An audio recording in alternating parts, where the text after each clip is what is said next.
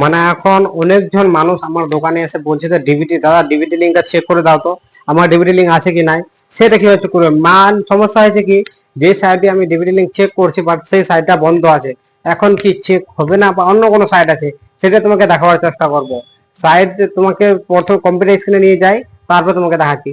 Check করার জন্য দুটো সাইট আছে। প্রথম সাইটে যেটা এনপিসিআর সাইট ছিল, সেই সাইটটা কিন্তু অনেক প্রবলেম আছে, কি ডিবিটি লিঙ্ক চেক হচ্ছে না, বা ওই সাইট খোলা থাকলে মানে ডিবিটি লিঙ্ক হয়ে যেত। যদি কারো ডিবিটি লিঙ্ক নাই বা মনে করো তো কারো মতলব যে ডিবিটি লিঙ্ক নাই, সেই ডিবিটি লিঙ্ক করতে পারে, বা কারো ডিবিটি লিঙ্ক অলরেডি করা আছে ওই ব্যাংকে, মানে ওই ব্যাংক বন্ধ আছে, তাহলে ডিবিটি লিঙ্ক চেঞ্জ করতে পারে, বাট ওই সাইট বন্ধ হয়ে গেছে।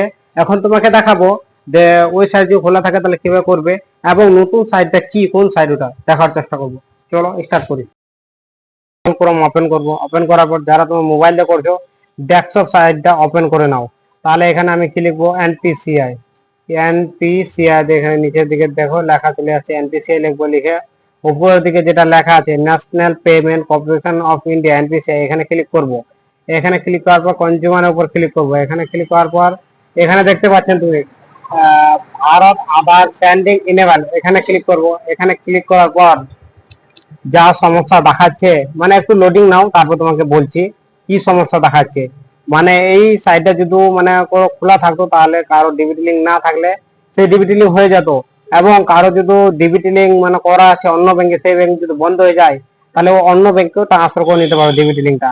এখন তাদেরকে ব্যাংক যেতে হবে, তাছাড়া কোনো উপায় নাই। তা এখন একটু লোড নাও, লোডিং নিচ্ছে, তারপর দেখাচ্ছি তোমাকে। সাইটটা খোলা থাকলেই মানে ভালো হতো। আর দেখো এই ম্যান প্রবলেম এটা চলে আসছে, এরকম একটা আইকন চলে আসছে, এবং এখানে 5 মানে 500 লেখা চলে আসছে।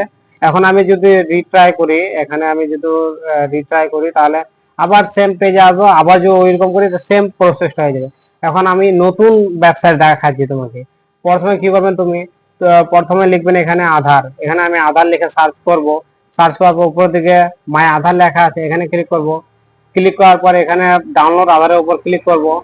তারপর এখানে ড্যাশবোর্ড দেখতে পাচ্ছি, এখানে এর উপরে ক্লিক করব। তারপর এখানে কি লগইন দেখতে পাচ্ছেন তুমি, এর উপরে ক্লিক করব। ক্লিক করার পর এখানে আমি কি করব, লগইন হবো আগে।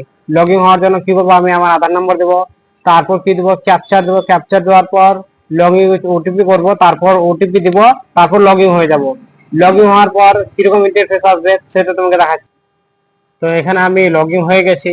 এখানে দেখতে পাচ্ছেন তুমি, এখানে সব একদম নিচে, একদম নিচের দিকে না, এখানে কি অ্যাড্রেস আপডেট, ডাউনলোড আধার, অর্ডার পিভিসি কার্ড, তারপর ডকুমেন্ট আপডেট, তারপরে দেখতে পাবেন কি ব্যাংক সেন্ডিং স্টেটাস, এখানে ক্লিক করব। এখানে ক্লিক করার পর আমি দেখতে পাবো কোন ইস্যুতে আছে আমার ডিবিটি লিঙ্ক করা। এখানে আমার আছে জিও পেমেন্ট ব্যাংকের ডিবিটি লিঙ্ক করা আছে। কবে ডিবিটি লিঙ্ক করছি আমি, 25/3/26 এনে আমি 25/3/26 ডিবিটি লিঙ্ক করছি।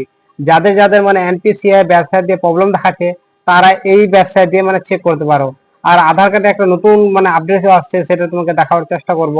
সেটা দেখার জন্য আবার মানে ওই ডাউনলোড অপশনে আসবো, ড্যাশবোর্ডে আসবো। ড্যাশবোর্ডে আসার পর এরকম দেখতে পাচ্ছেন, এখানে আমি তোমাকে দেখাচ্ছি একটু ভালো করে। এখানে